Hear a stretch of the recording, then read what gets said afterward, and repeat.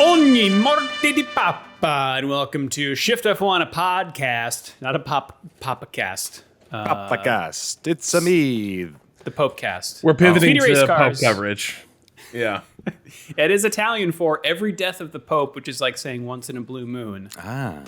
Normally, teams get new team principals every once in a blue moon, but not Alpine. I'm Drew Scanlon. Joining me is Danny O'Dwyer. How are you, Danny?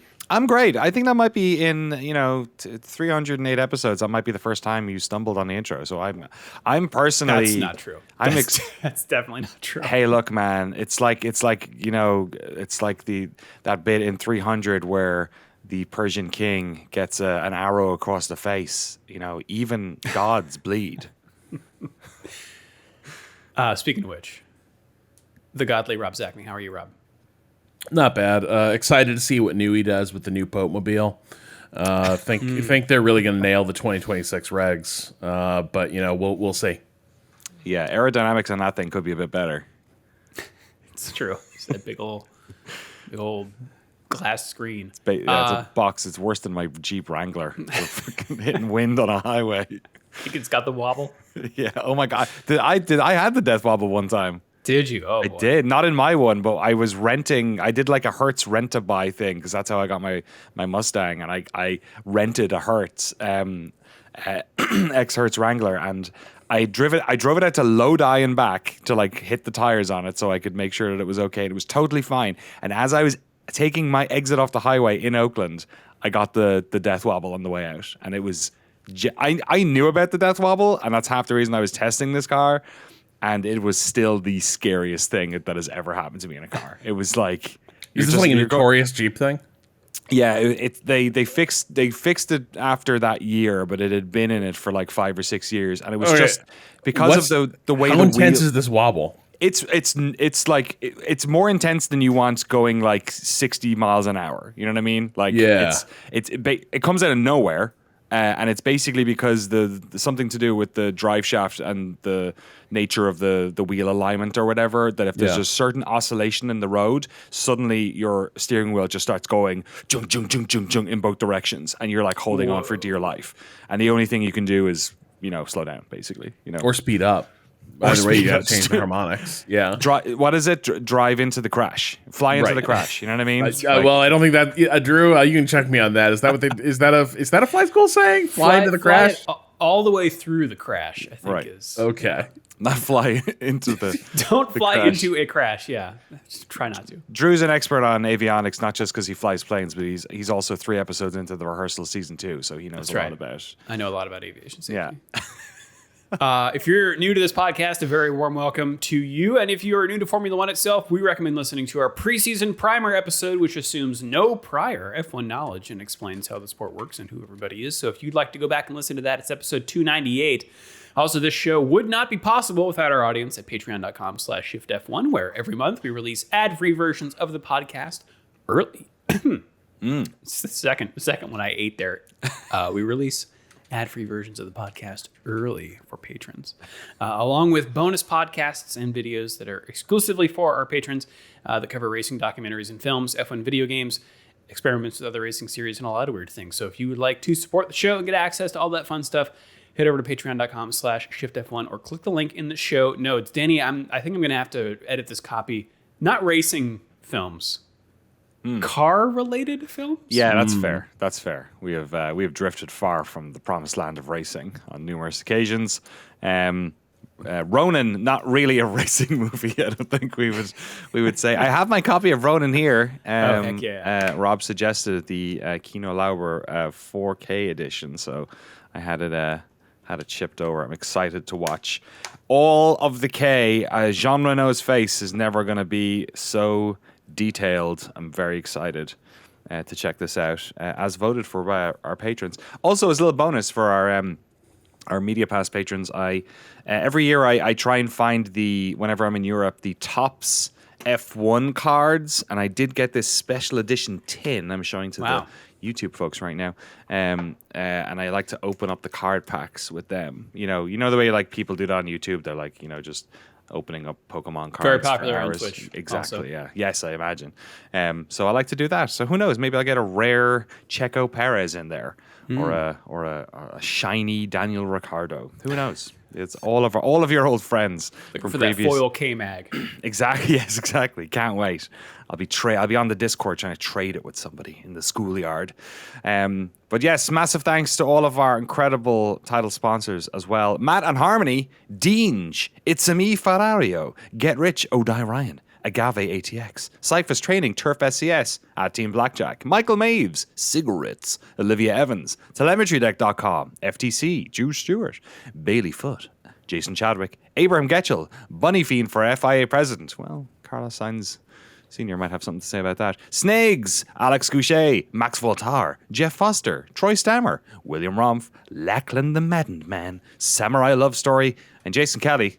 Thank you all so much for supporting the good Shift+F1. And thanks to everyone else for voting for Ronan. We will have that up on our Patreon exclusive podcast feed, along with the countless other car movies that we have covered over there, and racing series and loads of other bits and bobs.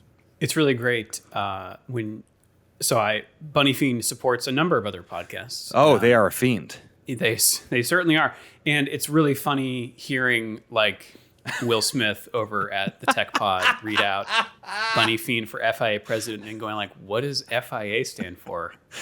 Wow, Him and Brad Shoemaker tried to figure it out. Yeah, it's great. That's fantastic. Love it. Keep it up, Great Bunny work. Fiend. Great work. Yeah, absolutely. All right, well, ahead of the Emilia-Romagna Grand Prix, which is happening this upcoming weekend, we have got some news. I teased it at the top here. Alpine, we thought that we might get some doing news soon after we posted the podcast. And Yes. It was indeed a few hours after we posted the podcast that we got some news, not the news we were expecting, although we did later get confirmed that Jack Doohan is out for now at Alpine. Yeah. And Franco Colapinto is in. I'll hit that one first. So the team has announced that Colapinto is going to be in the car from Imola, from this weekend's Grand Prix, for the next 5 races, after which they will be evaluating his results, I guess, and comparing them, him and Doohan, and seeing who they're going to go with from then on. So theoretically, we could have Jack Doohan back in the car in Britain. Although, first, I'll read the quotes from Flavio Briatore. Oh, great. Flavio quotes. We love these. Yeah. Is the first quote... Well, yeah, the quote, there was too much So, with the field being so closely matched this year and with a competitive car, which the team has drastically improved in the past 12 months, we are in a position where we see the need to rotate our lineup. We also know that the 2026 season will be an important one for the team, and having a complete and fair assessment of the drivers this season is the right thing to do in order to maximize our ambitions next year. The next 5 races will give us an opportunity to try something different, and after this time period, we will assess our options. Number 1, do we think that... Are we taking at face value that they will, in fact, reassess the drivers? I don't think they open that door unless they're trying to put pressure on Colapinto or something. I don't know why you would introduce that that wrinkle into this story. I think it would be easier to rip off the Band-Aid. The other thing is, I can't there is a rule about the maximum number of drivers a team can have in a season, right? I believe it is 3. I'm not sure if I'll have to look that up again, but there is a hard cap on the number of drivers you can put in your team's cars, and if it's not 3, it's 4 or something like that. So, you know, maybe it's just saying something like, look, Doohan is still part of their reserve system if he's still going to be there, so it's just putting a little bit of pressure on Colapinto going into this. Doohan is going back to being a reserve driver, so they're not kicking him out of the team entirely. Exactly, which I think is just, I mean, that's just pragmatism. You know, if they need to have him there and do some data, but also I guess, is the question mark that Colapinto will have in the back of his head when he gets in the car. And they don't know. That's the thing. Like we don't know which drivers will sink or swim. And we've seen over the years drivers that people thought had steady heads, and then they can't deal with it. Or these guys are young as well, so maybe it's just a case of too early for some of them. So yeah. I mean, Colapinto, his stock started out strong, but he did toward the end there start crashing a lot. So I don't know. Yeah, what do you think, Rob? Danny brought me around. I thought for sure they were just like, yeah, we're evaluating our options, but really, like, you're never going to see this guy again. But that is a good point. Like, why would you leave the door cracked open that way if you weren't playing around with the possibility that you might switch things up, especially because the team is completely at sea, right? Like, this is a team. We'll get to more of the ways they're at sea right now, but up next. But yeah, this is a team that is kind of in the wilderness, and I guess I could see them wanting to figure out, like, outside of Pierre, what do we have going for us moving forward? And you bring a good point too, Drew, that the word is Colapinto sort of drove himself out of a potential Red Bull seat last year. That he started so strong, and then he started looking a lot like a rookie. And so there might not be as much conviction about him, I think, as there was. Like, he's still exciting, he's well connected, but yeah, there might be some reservations there. I think it's also this rookie class has been really solid, right? Oddly enough, the standard's very high. I think Colapinto was like really sort of a surprising, like, wow, this guy's really got it together. He looks very, very seasoned. Last year. Now you have this like broad sample of comparison, and I'd say most of them, with maybe the challenges evaluating Bortoletto, and obviously the exception of Dewin, most of them look pretty qualified to be there. I think the standard now is probably higher, where you might want to go fish again in F2. Yeah. The max number of drivers is 4 for a team. Yeah. Thank you. Well, as I said, it's Briatore quoted here, not Oliver Oakes, the team principal of Alpine. Former team principal, because that was the first news that broke. This from a team press release. The team has accepted the resignation of Oliver Oakes with immediate effect. As of today, Flavio Briatore will continue as executive advisor and will also be covering the duties previously performed by Oliver Oakes. So both of those things, and then the Dewin Colapinto news came shortly thereafter. So hard not to draw comparisons here. And I think in a sort of forced way, Briatore had to come out and say, and I'll just quote here, a lot of it has been said in the past 24 hours, incorrectly associating the decision of Ollie resigning to an alleged disagreement or that we shared different views. This is completely false and far from the truth. And then the social media post also has a quote from Oakes. It is a personal decision for me to step down. Flavio has been like a father to me, nothing but supportive since I took the role, as well as giving me the opportunity. Everyone is in place for 2026 and where this dream deserves to be. I believe in Enstone. There's no fucking way he wrote that statement. Like ChatGPT maybe. I'm sorry, man. Like, look, maybe I have some stereotypes about the English or whatever, but like, Danny, how much do you think it takes to wring out my boss has been like a father to me from an English dude? Yeah, exactly. That's true. You ever heard an English guy or a native English speaker say, "This is where this dream deserves to be"? This is where this dream deserves to be. Also worth mentioning that Oliver Oakes' brother was remanded in custody for the day before this happened. Rob, you mentioned this right before we started, and I did not hear this. Please provide some color here.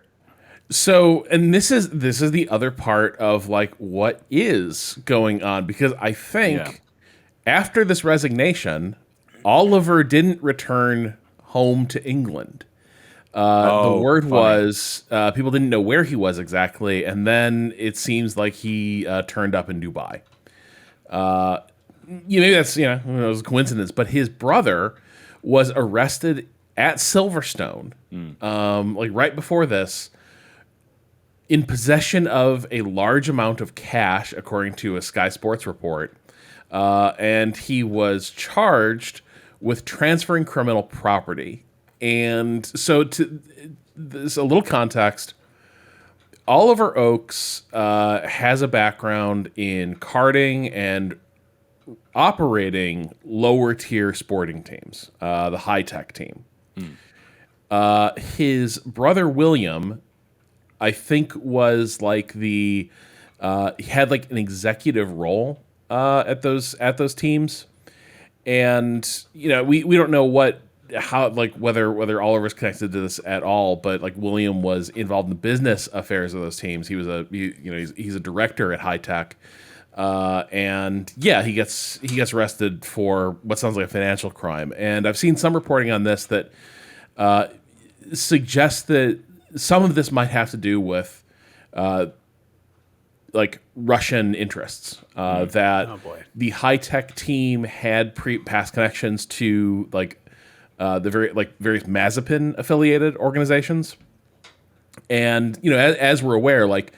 A lot of like Russian oligarchs were heavily invested in sport and other businesses in the UK, around Europe, and they have sort of run into a problem of like, how do you get money out of those assets? How do you get money into existing business interests? Around these sanctions. So like the suspicion is that he was basically like carrying a bag of cash on behalf of someone who's like under sanctions and is trying to circumvent them. Allegedly. Yeah. Wow. Okay. Well, thanks to all the sports reporters who are chasing that up, and we will certainly keep tabs on that if there is any more. There's one last thing. Do you remember we had an email like this just the other week? It was the last email show. Someone had written in that like they had this theory there's something weird going on at Alpine because like early in the season, Oliver Oakes said his one goal was to survive till Spa, and then said, I'm probably not supposed to say that. And again, like, yeah, maybe he just knew the ice was thin for everyone over at Alpine, and they're just trying to like wait until some upgrades hit. But suddenly survive till Spa, and your brother gets arrested at Silverstone with a sack of money. And you might literally be trying to survive till Spa. Yeah. Maybe it's harder to send a hitman to Dubai. I don't know. A polonium cigarette flying at him, just like he's trying to dodge it. It's like the After Dark screensaver. If the Russians can poison somebody in Wagamama, then nobody in England is safe. You know what I mean? You gotta. They're pretty good at extrajudicial killings overseas in the UK. So yeah. Get out of there. So either way, that's the thing. Either way, he was sacked because either he's tangentially involved in some sort of high crime, or which really you'd feel had Briatore energy on it. If any, like, yeah, it does. You're right. No wonder he's like a father to him. Yeah. Kiss my ring. You come here on the day of my daughter's wedding. Flavio Briatore is arrested at Silverstone with a bundle. That tracks. Flavio. Get in here, big guy. It is funny that him being sacked by Flavio is the more normal version of why he left the team. So, but maybe we'll find out. This is crazy. I love F1. Just a reminder that these people are not normal people. Yeah. Their problems are different to ours. Even if he's not directly involved, High Tech is his company, right? Like that is. Yeah. So I understand needing to step back even just to smooth things over. I was looking at the Wikipedia page for the former Formula 2 team Russian Time. Russian Time. Wow. Yeah, remember them? I don't. I can't. I'm not able to draw the the red string lines between these two yet, but I'll keep digging. All right. We are going to take a quick break, but then we will be back with another bombshell of a news story right after this. Danny. Yes, that's my name. Bunny Fiend up there running for FIA president. Who are they going up against? perhaps Carlos Sainz Sr., not Carlos Sainz Jr. That would probably be even cooler, though. Yeah, he's busy racing in Formula One. Carlos Sainz Sr., though, if you don't know, is a well-traveled racer himself, predominantly in the field of rally, which actually, in this case, might be the biggest ace he has in his pocket, considering how much the rally people in particular hate Mohammed bin Salem. So yeah, Carlos Sainz Sr. apparently is considering a run for FIA president, and a lot of sources and quotes seem to suggest that this story has sort of trickled out there a little bit to test the waters within the various corners of the motorsporting world. Autosport have a couple of articles on here that Drew has kindly collated for me. Sources close to the former World Rally champion and Dakar winner said about several key figures from within the motorsport world have approached him about running against Ben Sulayem, the current FIA president. And there's a quote here from Science. Currently in the process of figuring out how much support I will get from the community of motorsport. This possibility of being FIA president has been in my mind for some time now, not very deeply, but now I think it could be the right time in my career for me to take that step. I'm confident I can do a good job and put together an excellent team to give back to the sport part of what it has given me. So he's obviously been involved in the sport for, I think, 40 years. He up until recently, he was racing in that... He had that team, the sort of the Formula E of Dakar, right? There was, I forget what it was called, but there was that. Extreme E? Extreme E, yeah. The desert-based electric one. So he's always been involved in the sport in some respects. He is very well respected, and he's a name that people know. And in politics, that's these days especially is perhaps the most important thing. He's a distinguished gentleman. Yes, I don't. In all the years of hearing about Carlos Sainz Sr., maybe I'm not tuned in entirely to the world of rally, but it seems like people generally like the guy. I don't think there's any. There's probably some weird stories out there or bad stories. I don't know, but it's never been something I've come across. Let us know. He seems like a great guy in Drive to Survive. Hey man, everyone seems like a great guy in Drive to Survive. That's maybe that's fair enough. I think generally I've never seen anything where Carlos Senior doesn't come across pretty well. Didn't he say some racist stuff? That's what I'm remembering now.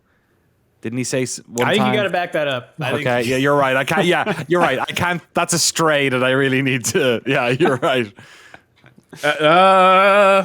Hang on. Well. All right, this is breaking. I think I'm right. A lot of stories this comes up. Okay, let's just see what the... Yeah, wasn't there a thing about... I'm going to the sun. I'm going to the sun. Fuck it. Oh, no, not the sun. Didn't he wait, say no, something? That's the sun. Asterisk. That's little... Sorry, that's Junior. That's little Carlos.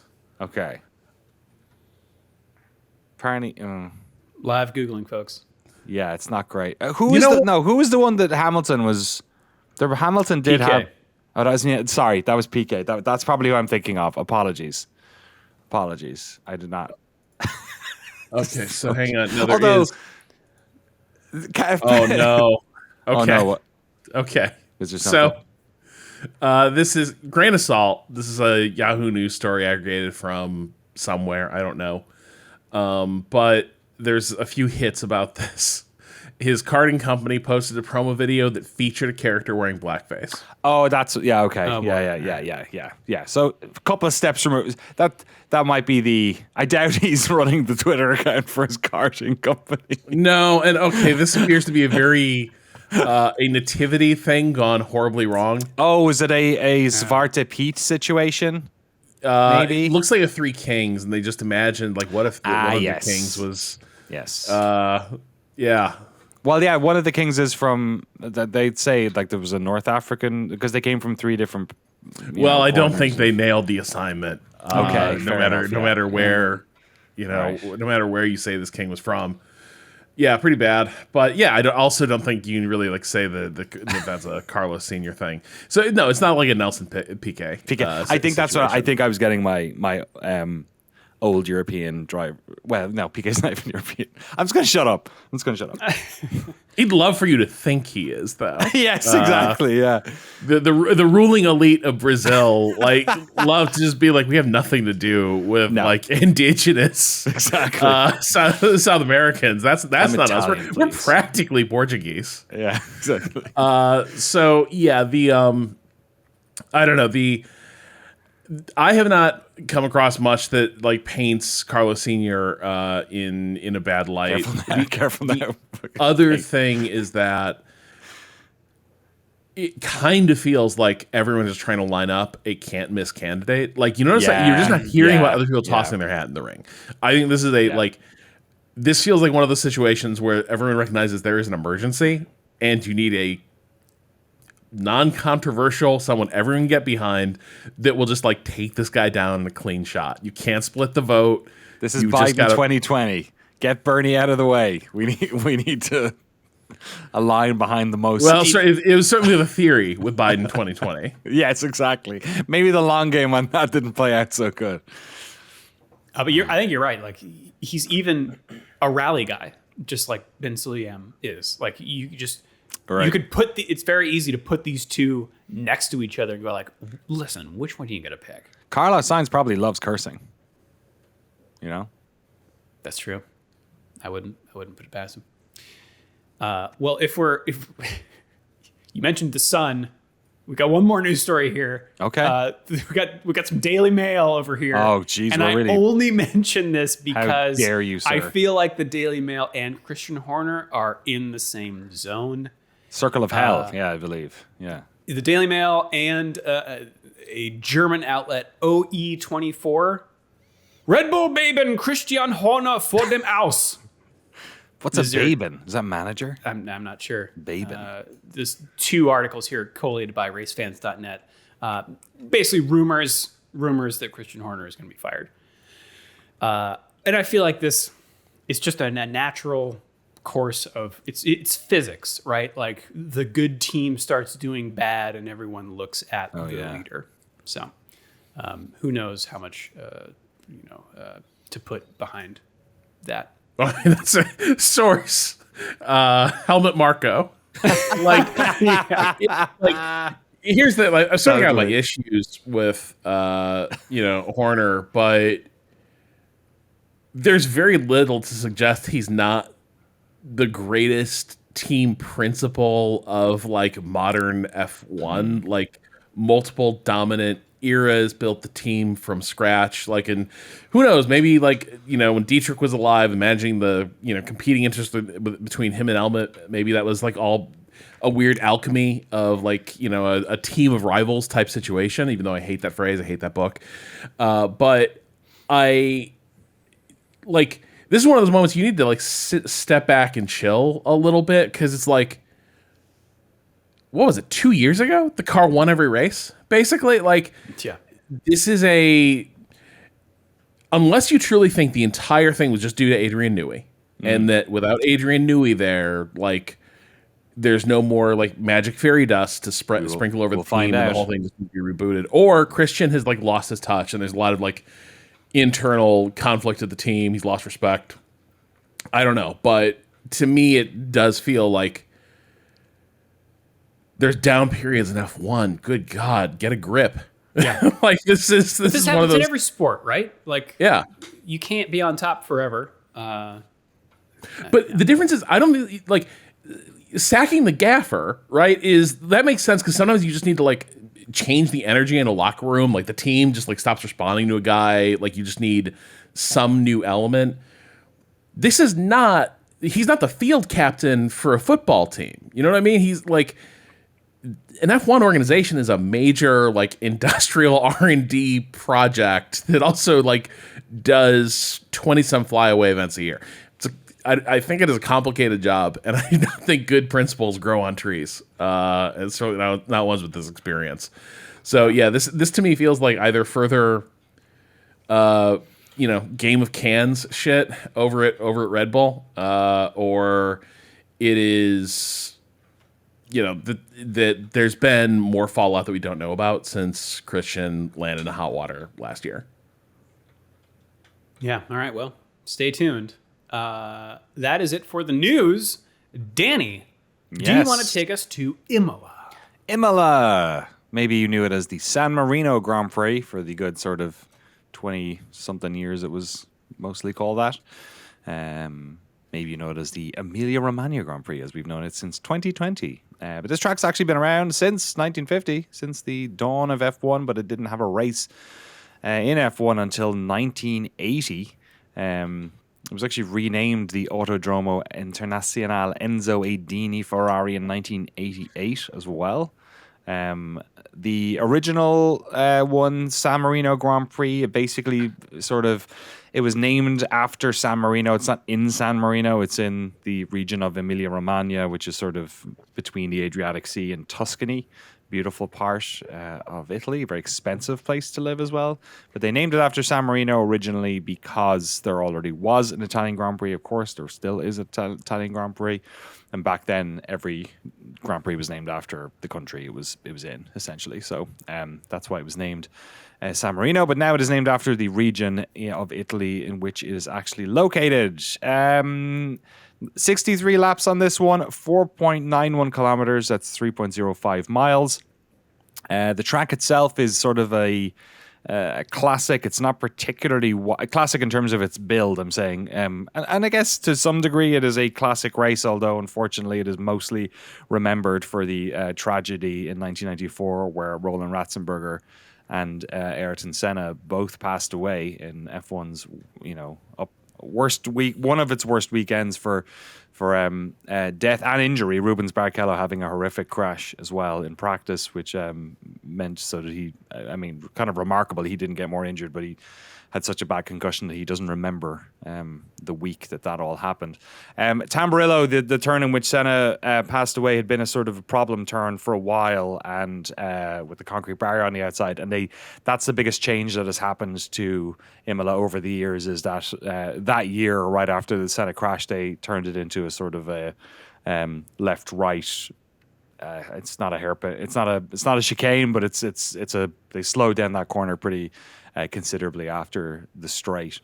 The drivers do like it here. They seem to find it fun. There's a bunch of high-speed corners in here, the most notable being Acqua Minerale, which has a very interesting sort of camber to it as well. It's around turn 11, 12, 13. Overtaking spots here. This is a fast track with a relatively low lap time, so tire strats and undercuts work well here quite a lot. It's a very undercutty race. Turn 2, the Tamburello sort of section as it is now.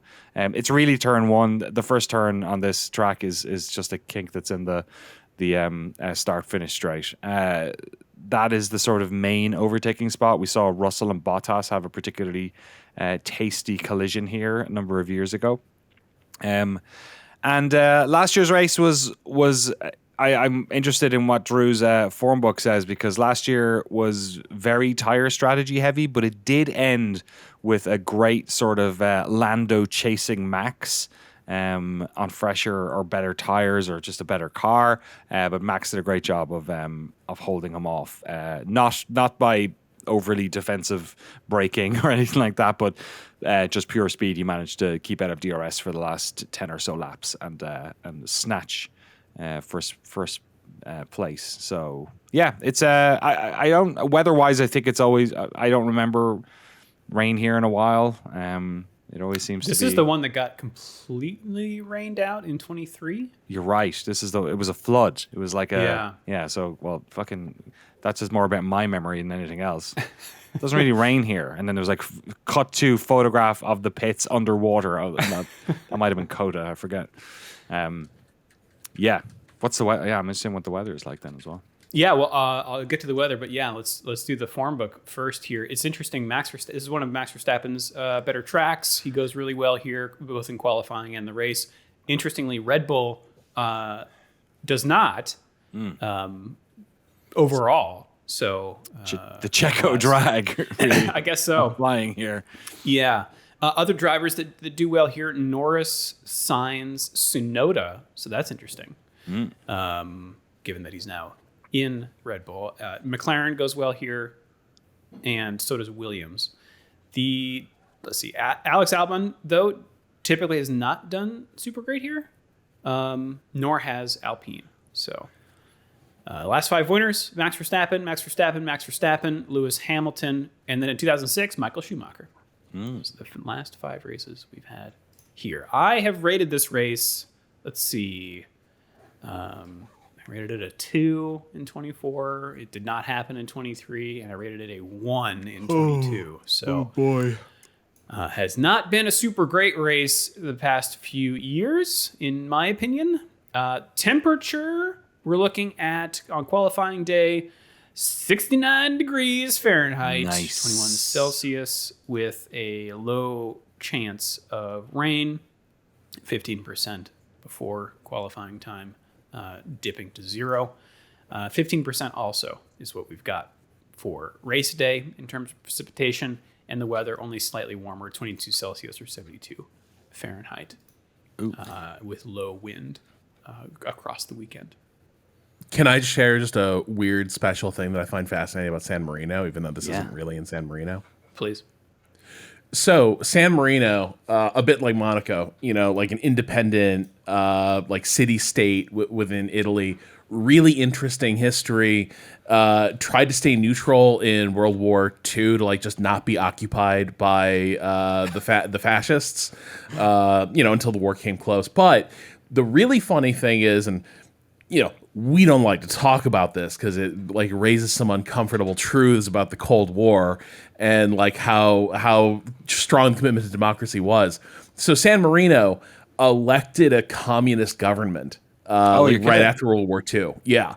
And they were it was a super stable like communist regime running this city that was overthrown using like procedural tricks and like right-wing reactionary elements, just making it impossible to form a government until like eventually like they basically just brought down they brought down the communists. But was this was way. a left-wing this wasn't a pro fascist communist. Like, which version of communism are we talking about here? I don't know. I so badly want to read a book about this whole like everything, like, because it's super weird. Like everything about this little principality, World War I is entirely caught up with like Italian unification, right? Like all these. Yeah. So San Marino is like at these weird like crossroads of like these historical cross currents, but it's a city of like, I'm not even sure there's like more than 100,000 people. It's pretty small. Like you can. The whole thing is you can see it all in one helicopter shot. It's like, but like the notion that we're familiar with all sorts of like reactionary coups against left-wing governments like in South America and such, but like San Marino feels like this fascinating little microcosm of like Cold War politics. Where just like same story, the stakes were non-existent, right? It's San Marino, exactly. And yet still you have like European and like NATO interests. It's the smallest domino of the domino theory. Yeah, that's great. That sounds like that whole thing sounds like a Gambit in Twilight Struggle. Mm-hmm. I'm sure there's not even a San Marino on the game board. I do not think there's a card like for the San Marino thing, but yeah, it's very good.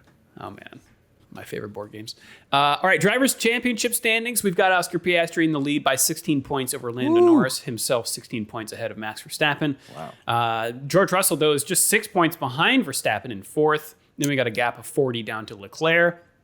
In sixth is Antonelli, followed by Hamilton, Albon, Ocon, and Stroll in 10th. And we've got Tsunoda, who jumped up 5 places in the last round, ahead of Gasly, Sainz, Hulkenberg, Behrman in 15th, and then Hadjar, Alonso, Lawson, Doohan, and Bortoleto Those last four all have 0 points. In constructors, McLaren is on top with 246, 105 points ahead of the second place Mercedes, who themselves are 36 points ahead of Red Bull. Ferrari's just behind them in fourth, 11 points back. Williams is in fifth with 37 points. Haas is in sixth, 17 points behind them. Then we've got in seventh Aston Martin. In eighth, tied with Aston Martin, is Racing Bulls. Ninth is Alpine, and 10th is Kick Sauber. Ooh. Yes. The only points having been scored by Nico Hülkenberg. And indeed, Aston Martin in seventh. Only points scored by Lance Stroll. Better than a two-time world champion? Who's to say? Yeah, there you go. Numbers don't lie. If you'd like to put some numbers on the board yourself, we've got a fantasy league. You can join it using the link in the show notes. You can also send us an email, shiftf1podcast@gmail.com or f1.cool/emails. Rob, you have collated some emails here for this pre-race episode. This one might take the rest of the show. I might have fucked up by putting this one up front from Alexander. Okay. All right. Okay. Greetings. In a conversation on one of the Discord servers I'm on, we came to the topic of what Muppets would you cast for what roles on a Formula One team, and I figured I'd pass the question along to you as a fun discussion topic. Assume for this scenario a hypothetical Muppets Take Formula One movie/series. Oh my God. The Muppet Theater ended up running a Formula One team. All other existing teams are still on the track with the drivers and team staff playing themselves, though some Muppets will join Sky or F1 commentary. And as part of the plot, Kermit the Frog is team principal. Okay. Who would have the other jobs on the team? Who would be drivers and race engineers? Would any recognizable Muppets be on the pit crew? Again, with the context that would be casting would amount to would be around not who would necessarily be good at those jobs, but who would be more entertaining in those jobs. I'm putting my own picks at the end, so whoever reads the email can hold off on these until everyone else gives their answers. Okay. I've got one or two already. I mean, Yeah. Statler and Waldorf have to be the commentators. Yeah, probably. Yeah. Or the financial backers. Oh, okay. Yeah. Like I they're like them it. as the commentators, but like you need kind of a fake Crofty though too, and like that's too positive. But like your mean-spirited like Lawrence Stroll, like what's going on here? I could see that. Or I think the stewards. Oh, Yeah, the that's pretty good. stewards. That's pretty good. That's pretty Stadler and Waldorf as the stewards. I love Yeah. it. I'd like to jump in with two as well. I think one of the engineers on the radio needs to be Beaker. And I think then his compatriot Bunsen Bunsen needs to be like the aerodynamicist or something, right? Oh, Like, absolutely. yeah. It's, Oh, that's good. Is Fozzie on the commentary team? Making wisecracks? Yes. Fozzie, yeah. Who'd you pair him with? Like Gonzo or someone? Or? No, hang on. Is Fozzie Ted Kravitz? Yeah, Oh, maybe. Yeah, okay. maybe. Yeah. That's good. I like that. So like I think Dr. Teeth and the band are the pit crew. Like it's just like 100%. They like I think that's like okay. So in this world, the Lollipop Man still exists basically. I think, and like Dr. Teeth's coming out. Where do you An- put Animal? Animals in the pits as well. I think are they? You see the Jackman? It's not bad. Animal as a driver would be so fucking funny. Yeah, actually, Animal might yeah, be a he's the driver. driver. You're right. Absolutely. Yeah. Yeah. No, that's Animal is a driver. The safety car driver.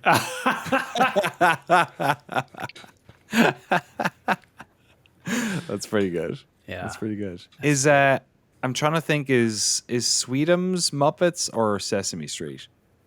The really Well, big and do we extend it to include like? Because Sweetums I is tend Muppets. I tend to play by like the question's very specific. It's the Muppet Theater, which is true. But for me, the Muppets is like everyone who shows up in the Muppet Family Christmas, which is the Sesame Street Gang and the Fraggles and the Muppet Theater crew. So like if you want to put a Grover or like maybe the Martians. I think Miss Piggy should be one of the drivers. Yeah. She has that like sort of dogged, determined, And the biggest prima confidence. donna. And she totally, and she's completely a superstar. And you Like, have such funny like Drive to Survive, like her training in karate as an off-season like hey yeah exactly. yeah exactly. Who's team principal? No, it's It's Kermit. I think, and I agree with Kermit, that. Like it's okay. got to be Kermit. What about Sweetums? Needs to be something like pushing the tires or something. Sweetums is the huge, big, like furry one. He's like 7 foot tall. That's got to be like, just pulling the hospitality suite into place. Oh, we got to find a gig for Sam the Eagle. Oh yeah. PR Oh, racing. He's got to be the so you get like 2 drivers, 2 racing engineers. Like Sam the Eagle feels like a racing engineer or team strategist. Director. Oh, race director. He's So got a race. good. Yeah. Eduardo Freitas basically is Sam the Eagle. All right. The other driver, maybe you could have like a Rizzo the Rat in the other car or something. You know. Oh, that'd be just like so good. like with a small little wheel. You know. Oh my God. Freaking out the whole time. You know. That's great. Yeah. It's great. I imagine. Oh, hear me out. Like, what about Robin, the little frog, who plays Tiny Tim in the Christmas Carol, but also he's Kermit's nephew? What if he's like a reserve driver and he's like kind of the shitto nepo baby? That's like everyone's like he's trying to work his way to sport using his connection to Kermit. And then in for opening up the pantheon, maybe like one of the older drivers that one of them has a sit down conversation about how tough the sport is Michael Caine. Oh my God. I love the shit out of it. And here's the thing, there is a Michael Caine Muppet too. Because they make a Muppet of all the people. Yeah, so like if you look at like the Muppet Wiki, there's like nobody's ever seen the Michael Caine Muppet, but like they did make him a Muppet after the movie. Oh, that's amazing. Oh, I see a picture of it. It's incredible. It's like an Ebenezer Scrooge. Yeah, it's good stuff. No, I really like that. That's good. I can see this movie. This Dude, is why we invented AI. I Let's get to it, immediately boys. want this more than the F1 movie that's coming up. Yes. Like this is such a natural idea. It kills me. All right, do you want to hear what Alexander came up with? Yes. Please. My casting. The great Gonzo has to be one of the drivers as the competent, though eccentric one, contrasted with the other driver being Miss Piggy as the brash, caustic, and reckless driver. Okay. Yeah. Muppet Labs would do double duty for car design and race engineers. Bunsen Honeydew for Piggy, Beaker for Gonzo. Wow, we got a pretty running close. joke would be that Gonzo understands everything that Beaker says over the radio, but not the person doing the transcript for the on-air driver radio captions. That's brilliant. Sweetums would be the jack operator for Gonzo's pit crew. Call back to the Muppet movie, while the rest of the pit crew would be various small woodland creatures, Muppets, one of whom would be comedically maimed each pit stop. That's very good. God, that's like so all good. the like all the mice and stuff in They get Christmas caught under the Carol wheel, and it's like, Right. whoop. No, I love it. Oh, it's so good. That's good time. Shit, Good stuff. this is a $1 billion idea. Wow. Amazing. All right, Drew, you want to take this next one? Yes, from Alec, who writes, "Greetings, Shift F1 bros. I finally got my chance to experience an F1 event for the first time. I live in South Florida, just over an hour north of the Hard Rock Stadium, so the Miami race is pretty much in my backyard. However, as you may imagine, the ticket prices for the first 3 years were absolutely insane. This year, for whatever reason, they decided to set prices for us normal peasants. That being said, my wife and I were able to buy Turn 18 grandstand tickets for the Saturday event. They were about $200 in our price range. Oh, wow. Okay. Well, the Saturday did not disappoint at all. Contrary to diehard fans, the wife and I enjoyed these Saturday sprint races.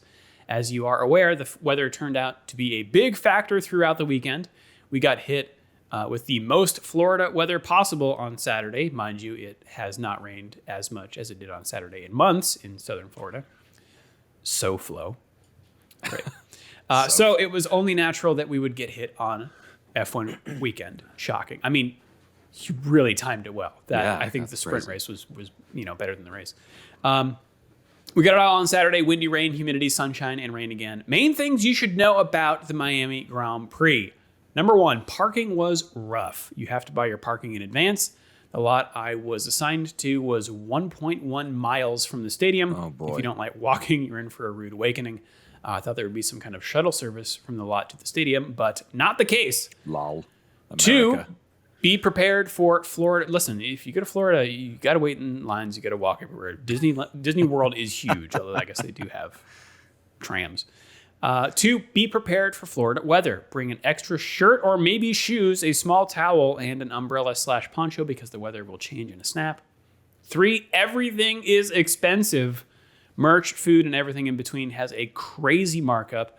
I assumed it would be the case, but I could not justify a $105 Ferrari Miami themed cotton t-shirt. Jesus. I'm not a Tifosi, but the shirt was dope. 4, there is food for all tastes. You for sure will find something to your liking and tons of activities to do in between sessions. 5, the TV broadcast does not do justice to the size of these cars and the roar of those engines. Man, oh man, those things sound crazy. I am a mechanical engineer by trade, so listening to those engines was wild. Would definitely recommend checking out this race. Not sure how you guys feel, but I think this race has gotten progressively better each time.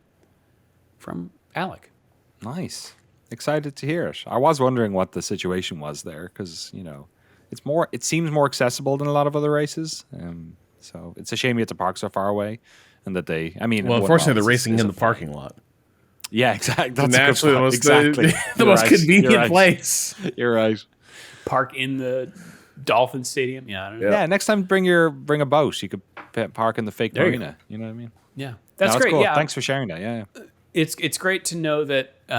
We've had Danny, you and I went to the Austin Grand Prix, so we know that's a good one to go to. Miami is apparently a pretty good one to go to. Don't know about Silverstone's good fun. It's not, it's fun to camp at, but it's easy enough to get there if you're not as well.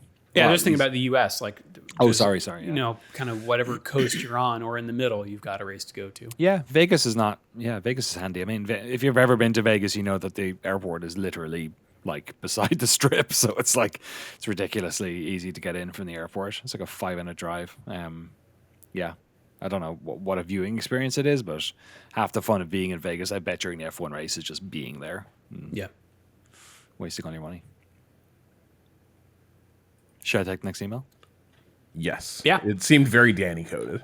Okay, Rajiv writes, I don't know if my eyes are deceiving me, but the F1 TV coverage this week seems to have changed their color grading in a really strange way. I actually wanted to talk about this already. This is great. Oh, nice. The dimmer stuff had all of its contrasts crushed, so skin tones in a shadow just look super flat. Meanwhile, the highlights are so bright that they also have all their details crushed out. I'm watching the post-race show right now, and Yuki's baseball cap in the sun looks like a cartoon illustration. One dim color, one highlight color, no nuance. But only thought that this must be doing the production in HDR now that the SDR conversion is horrible. But I'm not a video producer, so would be interested if you notice something. To be clear, I am not on the premium tier from Rajiv. So I noticed this increasingly over the past couple of races too. There's another big one, which is they have one of my so for those who don't know, if you're not totally aware, there is a science to the temperature generally of video of an image that is displayed in video. A lot of stuff these days is captured in formats that allow you to more aggressively color grade this footage to basically just make sure that the darks are dark, the highlights aren't too blown out, so you can see things, and that the colors feel accurate to what you see with your eyes. And generally, your eyes are very good at skin tones is kind of the baseline for this stuff. If people's skin looks right, then generally the rest of the world sort of follows in suit. One of my least favorite color grading issues you get into is milky whites. So you get white tones that sort of are drifting towards they're too warm. So warm being sort of on the red spectrum, cold being on the blue spectrum. And the one that's been killing me recently is the camera feeds from the cars. Yes, this I specifically noticed in Miami. so yellow, like just weird milky yellows, and it's been that way. Hilariously, Rob's camera's color grading this week, the color is off, so I'm gonna have to do some little bit having of camera issues before the show, and it defaulted to some sort of like overcorrection for blue light. You look like that guy, and so from I Sin look City. like it's bad. But yeah, so I have been really shocked by that, because to me, I'm like, almost you could just do like a quick little like hue correction on that, and it would probably fix it, and it's consistent across all of them. But I have also noticed what he's talking about, and I did wonder if it was an HDR thing as well. So HDR is high dynamic range, so that basically means that the blacks are darker, the whites can be whiter. Your television, if it's capable of basically getting darker blacks and peaking on higher on the whites, that it expands the sort of the range of the darks and the lights that are able to be shown and more accurate with sort of human eyes again, because our eyes tend to, cameras are doing lots of stuff. One of the things that our eyes does really naturally, and our brain and our optic nerve sort of interprets it, is the amount of light that's coming into our eye, right? Our iris is able to expand when it's dark and tighten and constrain when it's light, which changes the amount of light that's hitting the back of your eye, and that's essentially what a camera is also doing, to make sure that things aren't like too blown out or that you can't see them if it's too dark. And obviously they have like lots of mechanisms they can use to do this: the shutter on the camera, the exposure. You can put ND filters on these things that will increases again the range you can have. But because a lot of televisions have HDR now, increasingly some computer monitors have HDR now as well, but some don't. They have had to sort of and also, I should also mention that much like everything in television, there are 10 million different standards for this stuff as well, or different televisions run HDR in different ways, yada, yada, yada. So I have noticed that as well, that I think whatever they're doing with those signals, somebody is losing out. I have HDR on my television, but it's a 7-year-old TV. It's not like an OLED, which for instance would be really good at doing stuff like that, especially like dimming the blacks down. But yeah, I've noticed it too. And the one thing I don't know is I have no idea how live TV production does this stuff, because all of the color grading that we do on our documentaries is done in post-production. You have way more control over it.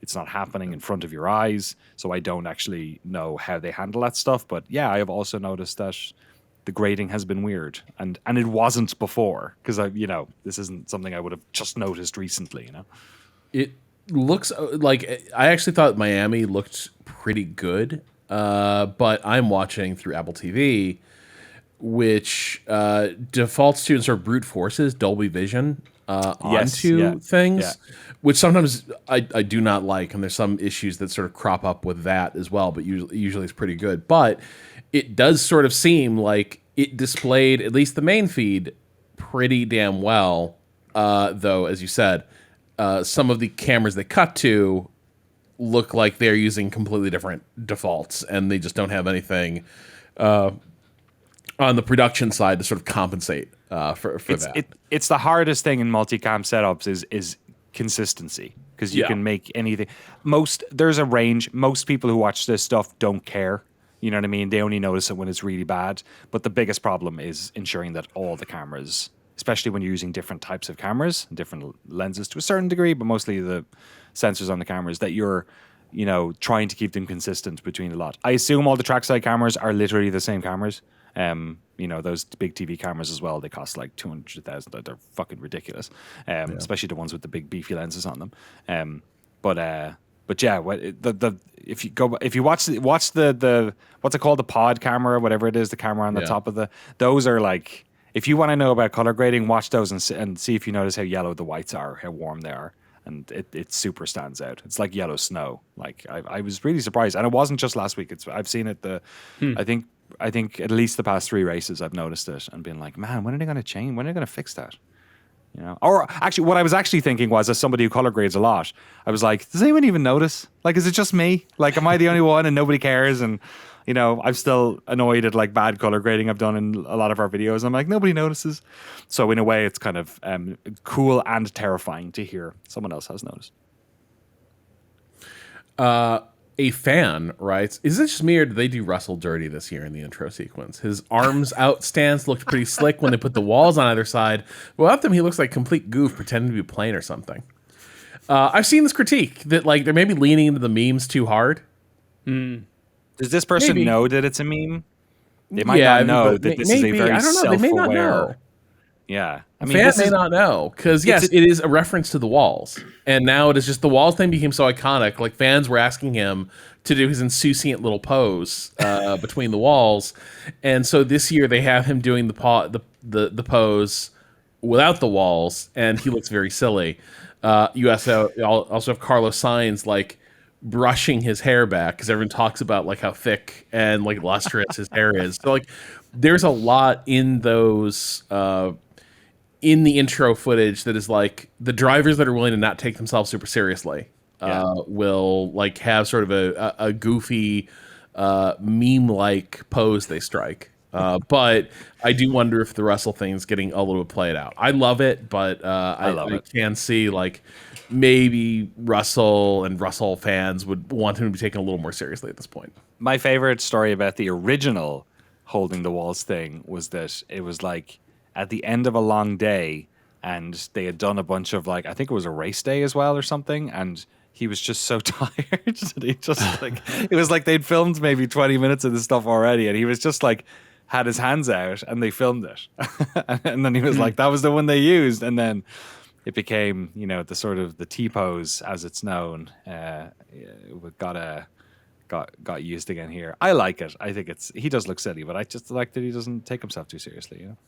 Yeah, I think it's fine to put silly stuff in there. I do think it's becoming a little overused. I think has done it stepping out of a car when he's getting pole positions or whatever. So I don't know. You can't lean into these things too much. Yeah, exactly. Not cool anymore.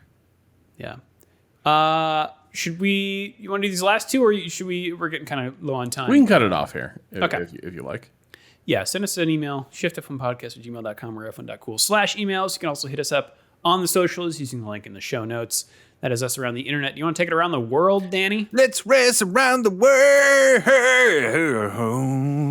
Yeah. The World Rally Championship is in Matosinhos, Portugal. Ooh. For the Rally de Portugal. The World Superbike Championship is in Czechia. Ooh. For races 1 and 2 over there. Formula E is in Tokyo. Oh, that's good. Tokyo Big Sight. Is that the name of the tower? Tokyo Big Sight. Did you just race on that highway? They're in Koto, a special ward in the Tokyo metropolis. Wow. Okay. Which is in the Kanto region, Tokyo Prefecture. Beautiful. Formula 2 and Formula 3 will be supporting Formula 1 this weekend. Nice. At Imola. Hooray. Lots of races. The Craftsman trucks are at the North Wilkesboro Speedway in North Kakalaki for the Window World 250. Ooh.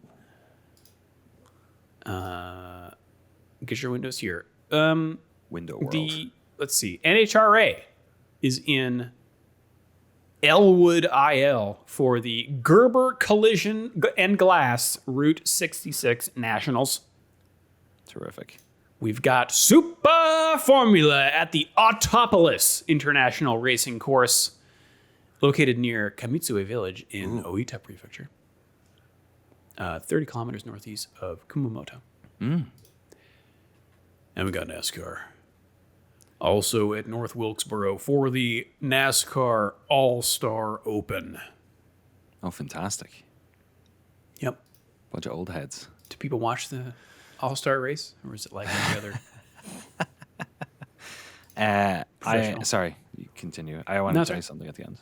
All right, well, I'll just do Formula 1 here. We've got a non-sprint race weekend, Friday, May 16th. Thanks kickoff, free practice 1, 7:30 a.m.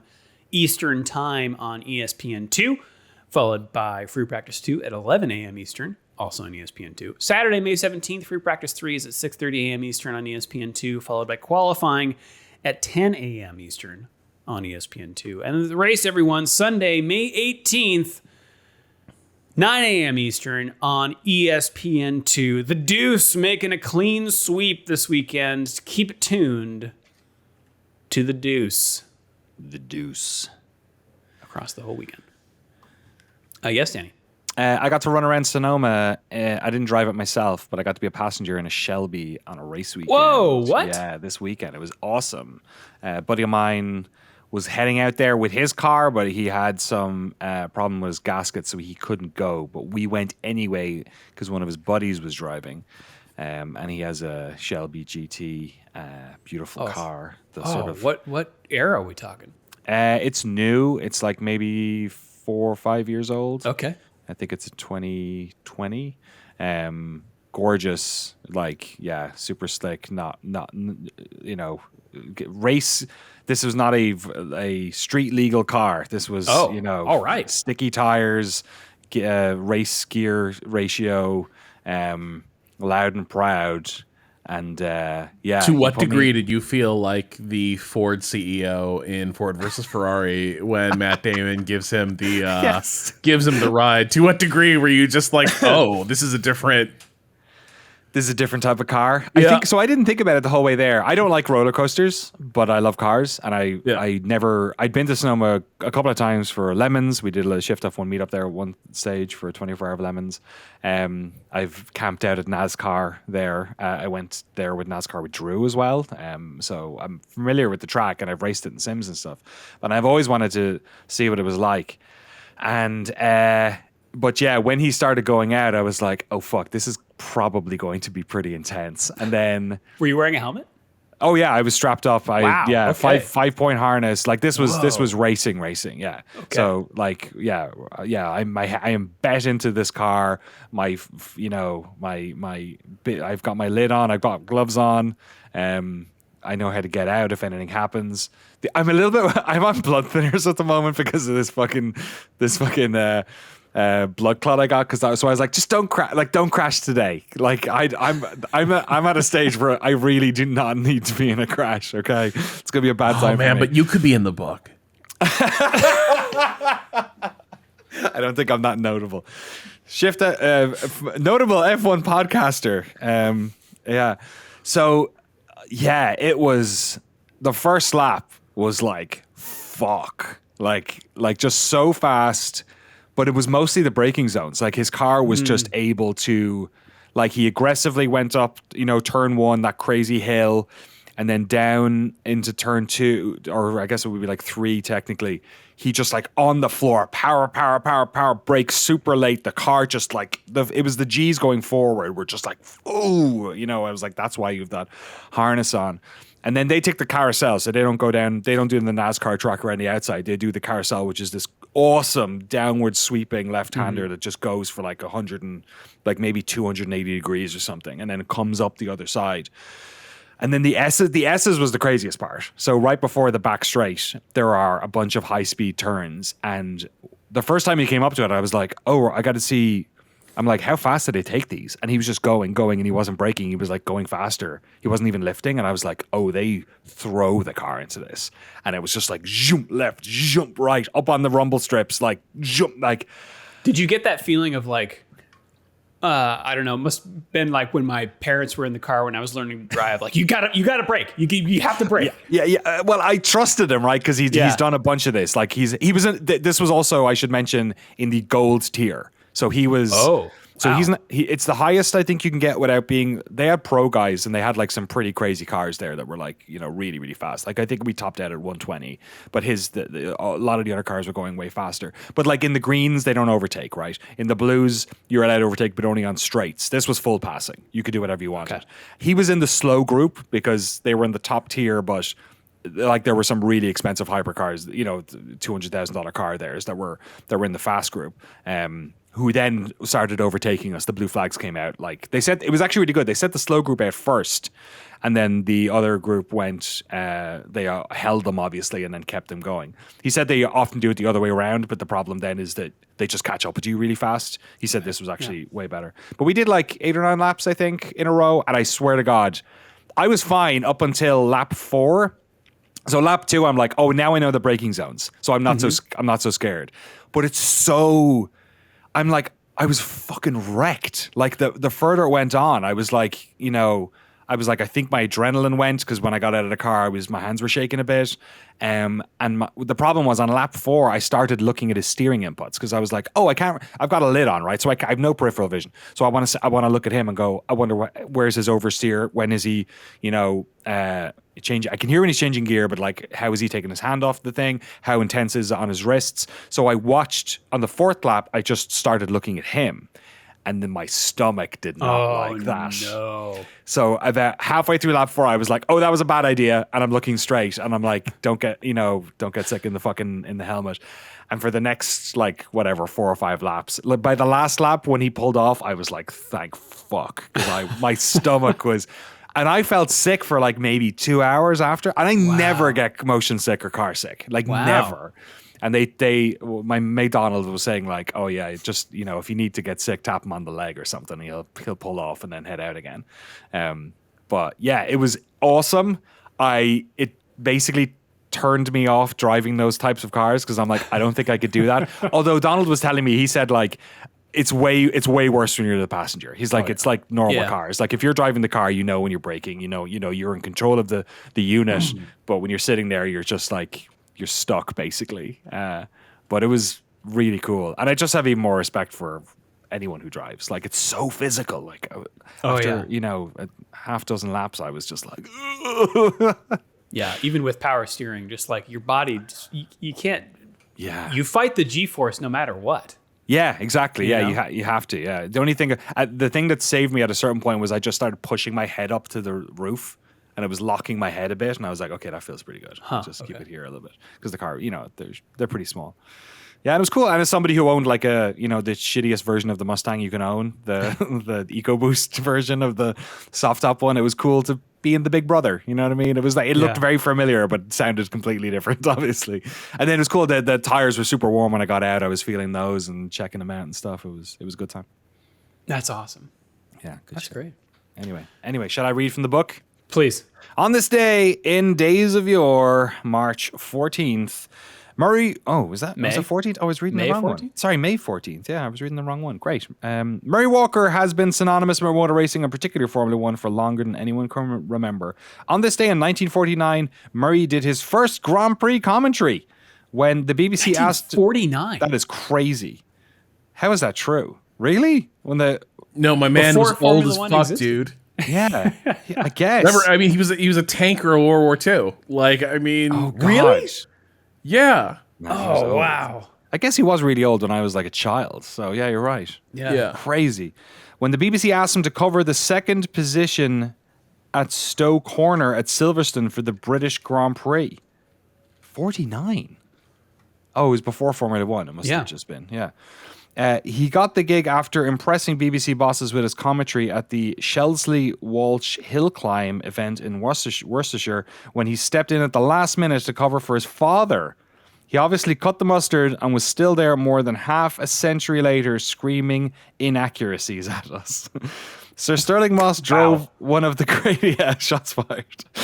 Sir Stirling Moss drove one of the greatest races of his career today in 1961 when he won the Monaco Grand Prix in a Lotus Climax, despite a huge power disadvantage to the Ferrari of Richie Ginther, Phil Hill, and Wolfgang von Trips, who all finished behind him. Good stuff. We love a Murray Walker. I love the one piece of trivia I know about Murray Walker is that what he really loves is snooker. Oh, snooker. Hell yeah. I think it was a Top Gear thing. They invited him on to do an interview and then was like, listen, we know you really love snooker. So how about here's some footage of snooker. Why don't you give us some live commentary? Oh, that's great. And he did it. So I'll see if I can find that clip and put it in the show notes. Snooker in the 90s as well. Good times. The only sport where people were drinking pints and smoking cigarettes. Like the athletes themselves. Right. Yeah. Darts too, probably. Yes, absolutely. That's great. Love Murray Walker. All right. Yeah. All right. Final thoughts, Rob, ahead of Imola. Okay, so basically the U.S. is the villain of the story of the San Marino government. The second they elected... Who knew? Dude, You know what? Harry Truman sucked. The U.S. post World War II United States just kind of blows. They embargoed San Marino for having a communist government like immediately. Wow. And they were like advocating Italy to embargo it too. Like they were trying to economically isolate a fucking village, basically. How much did the American embargo of that country affect them? Like, oh no. I need to learn more about this because it certainly sounds like, can you even imagine? You're just like in post-war Europe and you got your own little like Berlin airlift type situation where like the US is not letting Italian goods flow into the country from across the street. This is like, it's unbelievul. I need to learn more about this. There is no way there's an airport in that city.